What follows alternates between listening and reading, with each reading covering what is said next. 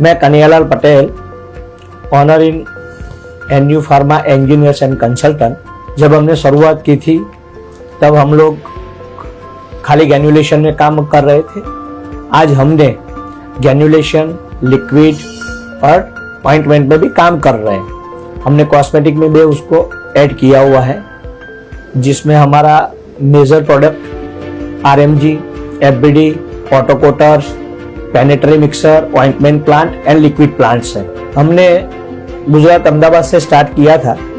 आज हम गुजरात लेवल पे, इंडिया लेवल पे Zydus wellness, Zydus Cadila, Mankind, Lupin, Glenmark जैसी बड़ी बड़ी कंपनियों में, मल्टीनेशनल कंपनियों में हमने काम स्टार्ट किया है, कर रहे हैं।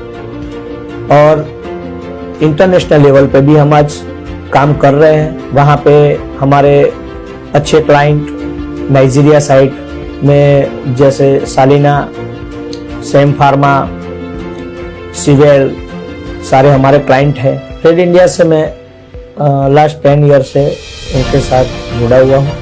पहले मैं छोटे पैकेज में था, वहाँ पे मुझे अच्छा रिस्पांस मिला। उसके बाद में मैंने बड़ा पैकेज में गया, उसमें मुझे अच्छा ब्रांडिंग, अच्छे कस्टमर मिले और आज मैं ट्रेड इंडिया के साथ में